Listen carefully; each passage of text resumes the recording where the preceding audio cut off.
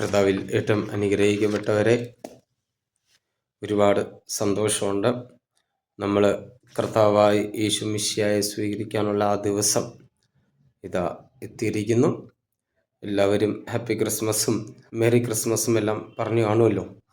ഒരിക്കലും പ്രതീക്ഷിക്കാത്ത വ്യക്തികളിൽ നിന്നും ഒരു ക്രിസ്മസ് എല്ലാം കിട്ടിക്കാണും ഇല്ലേ? ഒരിക്കലും സംസാരിക്കാത്ത വ്യക്തികളെല്ലാം വിശുദ്ധ കുർബാനയ്ക്ക് ശേഷം വന്നു നമ്മളെ ഒന്ന് ക്രിസ്മസ് എല്ലാം വിഷ് ചെയ്തിട്ടുണ്ടാവാം. ഓക്കെ, അപ്പോൾ ഇതെല്ലാം ഒരു സന്തോഷവും പുതിയൊരു തുടക്കത്തിലേക്കുള്ളൊരു വഴിയാണ്. അതായത് പുതിയൊരു ബന്ധം, പുതിയൊരു ഫ്രണ്ട്ഷിപ്പ്, പുതിയൊരു വ്യക്തികളായിട്ട് പരിചയപ്പെടാനും പുതിയ പുതിയ കാര്യങ്ങൾ പഠിക്കാനെല്ലാം ഒരു തുടക്കമാണ്. പക്ഷേ ഇതെല്ലാം ഉണ്ടെങ്കിലും യഥാർത്ഥമായ ഒരു സമാധാനവും സ്നേഹവും എന്ന് പറഞ്ഞാൽ അത് കർത്താവായി യേശു മിശിഹ കടന്നു വന്നാൽ മാത്രമേ കടന്നു വരുത്തുള്ളൂ. യഥാർത്ഥമായിട്ടൊരു സ്നേഹവും സന്തോഷം പറഞ്ഞാൽ ശരിക്കും ആ ക്രിസ്തു എൻ്റെ ഉള്ളിൽ ജനിക്കുന്ന ഒരു അനുഭവം കടന്നു വന്നാൽ മാത്രമേ ഇതൊരു ക്രിസ്മസ് ആയി നമുക്ക് പറയാൻ സാധിക്കും. ഇന്നത്തെ ഒരു സുവിശേഷ ഭാഗം വിശുദ്ധ മത്തായി എഴുതിയ സുവിശേഷം 2-ാം അധ്യായം 1 മുതൽ 12 വരെയുള്ള തിരുവചനങ്ങളാണ്. ഈ ഒരു തിരുവചനങ്ങൾ അല്ലെങ്കിൽ ഈ 12 വാക്യങ്ങൾ എടുത്തു പറയേണ്ട ആവശ്യമില്ല. ഇന്ന് മിക്ക ദേവാലയത്തിലും ഇത് തന്നെയായിരിക്കും പ്രാർത്ഥന. വായിച്ച് സുവിശേഷം നിങ്ങൾ കേട്ടിട്ടുണ്ടാവാം. സുവിശേഷം ശ്രദ്ധിച്ചു നിൽക്കുന്നവർ മനസ്സിലായിട്ടുണ്ടാവും. 3 ജ്ഞാനികൾ കടന്നു വരുന്നു. ഒട്ടകത്തിന് പുറത്ത് അവർ യാത്ര ചെയ്ത് കടന്നു വരുന്നു. വഴിവെച്ച് ഹെരോദോസ് അവരെ വിളിക്കുന്നു. അവരോട് പറയുന്നു, ആ നസ്രായത്തിലെ ആ യേശു, ആ പുതിയ രാജാവായ യേശു ജനിച്ച് എവിടെയാണെന്ന് നിങ്ങൾക്കറിയാമെങ്കിൽ എന്നെ അറിയിക്കുക, ഞാനും പോയി കാഴ്ച സമർപ്പിക്കാം എന്നെല്ലാം പറഞ്ഞിട്ടുണ്ട്. പക്ഷേ ഈ ജ്ഞാനികൾക്കറിയാം, ഹെരോദോസ് രാജാവ് കർത്താവിനെ കാഴ്ച സമർപ്പിക്കാൻ വേണ്ടി അല്ല, കർത്താവിനെ പൂർണ്ണമായി ഇല്ലാതാക്കാൻ വേണ്ടിയാണ് ഇവിടെ ശ്രമം. അതുകൊണ്ട് ഈ 3 ജ്ഞാനികൾ ഒരു വഴി കൂടി യാത്ര ചെയ്തു വരുന്നു, മറ്റു വഴി കൂടി തിരിച്ചു പോവുകയാണ് ചെയ്യുന്നത്. അത് നമ്മുടെ ജീവിതമല്ല ഇങ്ങനെയാണ്. തമ്പുരാൻ്റെ അടുത്ത് നമ്മൾ കടന്നു വരുമ്പോൾ നമ്മൾ പാപത്തിൻ്റെ പല വഴി കൂടി ആയിരിക്കും സഞ്ചരിച്ചു വരുന്നത്. പക്ഷെ കർത്താവിനെ കണ്ടു കഴിഞ്ഞ് നമ്മൾ തിരിച്ചു പോകുമ്പോൾ നമ്മൾ സത്യത്തിൻ്റെയും ന്യായത്തിൻ്റെയും നീതിയുടെ വഴി മാത്രമേ നമ്മൾ സ്വീകരിക്കത്തുള്ളൂ. പിന്നെ നമുക്ക് മനസ്സിലാകാം, ആദ്യത്തെ കാര്യം നമുക്ക് മനസ്സിലാകണം,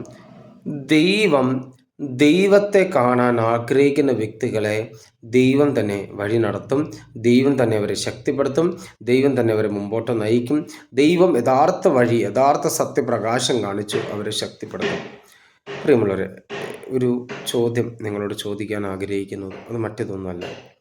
നമ്മൾ കർത്താവിന് വേണ്ടി എത്ര ദൂരെ യാത്ര ചെയ്യാൻ നമ്മൾ തയ്യാറാണോ എന്നൊരു ചോദ്യം നിങ്ങൾ ആദ്യം നിങ്ങളോട് തന്നെ ചോദിക്കണം.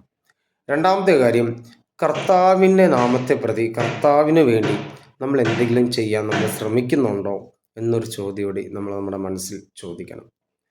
എന്നാൽ ദൈവത്തെ കാണാൻ വേണ്ടി ആഗ്രഹമുണ്ടാകുകയും എത്ര ദൂരമാണെങ്കിലും ഏത് ദിക്കിൽ നിന്നും എൻ്റെ കർത്താവിലേക്ക് ഞാൻ എത്തിച്ചേരണം എന്നൊരു വിശ്വാസം നമുക്കുണ്ടെങ്കിൽ നമ്മൾ തീർച്ചയായും കർത്താവിനെ നേടിയെടുക്കും. രണ്ടാമത്തെ കാര്യം, സത്യം കടന്നു വരുമ്പോൾ, സത്യം നിലനിൽക്കുമ്പോൾ അശുദ്ധിക്ക് അസ്വസ്ഥതയുണ്ടാവും. യഥാർത്ഥ രാജാവായ ലോകരക്ഷകനായ ഈശോ ഭൂമിയിൽ കടന്നു വന്നപ്പോൾ ഈശോ ആണ് രാജാവ് എന്ന സത്യം ഹെരോദോസ് രാജാവ് മനസ്സിലാക്കിയ ശേഷമാണ് അവന് അസ്വസ്ഥതകൾ ഉണ്ടായി തുടങ്ങിയത്. അതായത് ഹെരോദോസ് രാജാവിന് അസ്വസ്ഥത ഉണ്ടാകുന്ന കാരണം അവൻ ഒരു രാജാവായി നിൽക്കവേ മറ്റൊരു രാജാവ് അവിടെ ഉണ്ടാകാൻ പാടില്ല. മറ്റൊരു രാജാവ് ബാലനായ യേശു ആണെങ്കിലും നാളെ അവൻ ലോകത്തിലെ ശക്തനാകും, ശക്തിശാലിയാവും. ബലവാനെ നീ പരിശുദ്ധനാകുന്നു, മരണമില്ലാത്തവനെ നീ പരിശുദ്ധനാകുന്നു അറിയപ്പെടുമ്പോൾ എന്ത് സംഭവിക്കും? അവൻ്റെ ജീവിതത്തിൽ അവൻ യഥാർത്ഥ ക്രിസ്തുവിനെ അവൻ നേരിട്ട് കാണുമ്പോൾ അവന് മനസ്സിലാവും, ഇതാണ് യഥാർത്ഥ രാജാവ്. ഈ രാജാവിനെ ഇന്ന് ഇല്ലാതാക്കിയാൽ മാത്രമേ അവൻ്റെ രാജ്യം, അവൻ്റെ ഭരണം അവിടെ നിലനിൽക്കാൻ സാധിക്കും. പക്ഷെ പ്രിയമുള്ളവരെ, അശുദ്ധിക്കും വൈരാഗ്യത്തിനും തിന്മയ്ക്കൊന്നും നിലനിൽപ്പില്ല എന്നൊരു സത്യം മനസ്സിലാക്കുക. ദൈവമാണ് നമ്മളെല്ലാവരും നയിക്കുന്നത്. അപ്പം ഈ ഒരു കാര്യം മനസ്സിലാക്കുക. ഇപ്പം ഹെരോദോസ് രാജാവിൻ്റെ കൊട്ടാരത്തിലെ ജ്ഞാനികൾക്ക് യഥാർത്ഥമായി അറിയാം കർത്താവ് ബേത്ലഹേം എന്ന പട്ടണത്തിലാണ് ജനിക്കാൻ പോകുന്നത്. പക്ഷെ അവരാരും കർത്താവിനെ തേടുവാൻ വേണ്ടി, കർത്താവിനെ കാണുവാൻ വേണ്ടി അവർ ആഗ്രഹിക്കുന്നില്ല. മൂന്നാമത്തെ കാര്യം മനസ്സിലാക്കുക, ഈ രാജാക്കന്മാർ 3 കാഴ്ചകൾ അവിടെ സമർപ്പിച്ചു. 1 സ്വർണം, കുന്തിരിക്കം, Meera.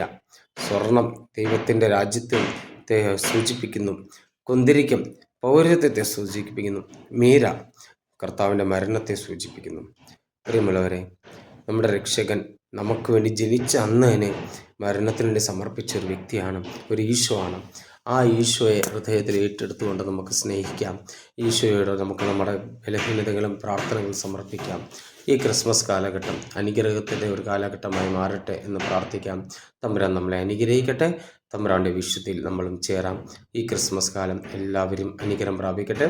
Mary Christmas and happy new year. God bless you all.